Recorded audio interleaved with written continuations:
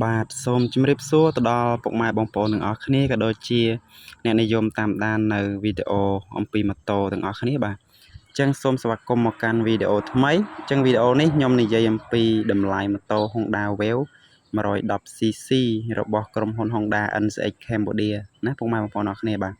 អញ្ចឹងមុននឹងចូលទៅដល់តម្លៃម៉ូតូសូមពុកម៉ែបងប្អូនអរគ្នា Subscribe Channel YouTube ខ្ញុំបានម្នាក់មួយផងបាទចឹងដើម្បីទទួលបាននៅវីដេអូថ្មីៗជារៀងរាល់ថ្ងៃចឹងទៅបាទហើយសម្រាប់តម្លៃម៉ូតូនីមួយៗខ្ញុំនឹងអាប់ដេតជូនពុកម៉ែបងប្អូនទាំងអស់គ្នាឲ្យដឹងផងដែរនៅពេលដែលតម្លៃម៉ូតូប្រែប្រួលបាទ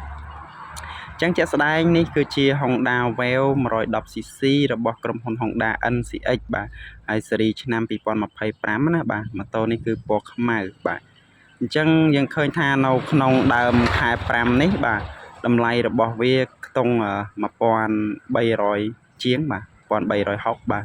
អញ្ចឹងតម្លៃម៉ូតូវាអាចឡើងចុះទៅតាមហាងឆេងទៀតណាបងប្អូនអរគ្នាបាទដូចមាសចឹងវាឡើងទៅតាមថ្ងៃឡើងទៅតាមខែបាទហើយសម្រាប់ Honda Wave នេះគឺធន់នៅក្នុងការប្រើប្រាស់បងប្អូនអរគ្នាបាទភាគច្រើនគឺគេទិញយកទៅបាទរ៉ូស៊ីដូចជាដឹកបន្លែលក់ឬក៏សណ្ដោងរមាក់សណ្ដោងអីចឹងទៅបាទដោយសារតែប្រភេទ Honda Wave នេះគឺវាធន់នៅក្នុងការអូសបាទឬក៏ដឹកអញ្ចឹងទៅបាទដោយសារតែប្លុកស្បែកអំយ៉ាឬក៏ស្បែកស្លឹករបស់វាគឺវាមានត្រឡោកត្រាំប្រេងណាពុកម៉ែបងប្អូនអរគ្នាបាទវាមានត្រឡោកសម្រាប់ត្រាំប្រេងឲ្យស្បែកមិនងាយឆេះបាទហើយស្បែករបស់វាក៏ធន់នៅក្នុងការប្រើប្រាស់ដែរសម្រាប់ Honda Wave នេះបាទហើយគ្រាន់តែថា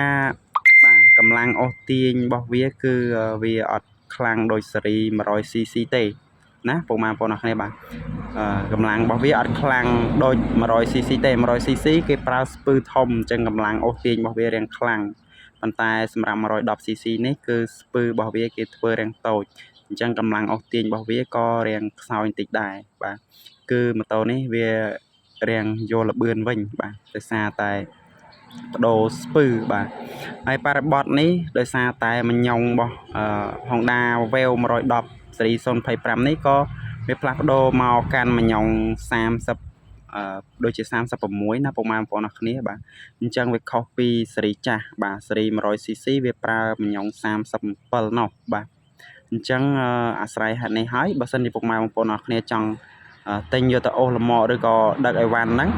ពុកម៉ែបងប្អូនអរគ្នាតម្រូវត្រូវតែបដូរមញ្ញងអាធំបាទដើម្បីឲ្យវាមានកម្លាំងដូចស៊េរីចាស់ណាបាទអាចដាក់មញ្ញង38ទៅ40ណាពុកម៉ែបងប្អូនអរគ្នាអាចអូសធ្ងន់បានដែរបាទហើយអរគុណពុកម៉ែបងប្អូនអរគ្នាសម្រាប់ការទស្សនាបើសិនជាមានកំហុសខុសឆ្គងក៏សូមអធិស្ឋានចាំជួបគ្នានៅវីដេអូក្រោយទៀតខ្ញុំនឹងអាប់ដេតអំពីតម្លៃម៉ូតូ Trim វិញបាទសូមអរគុណ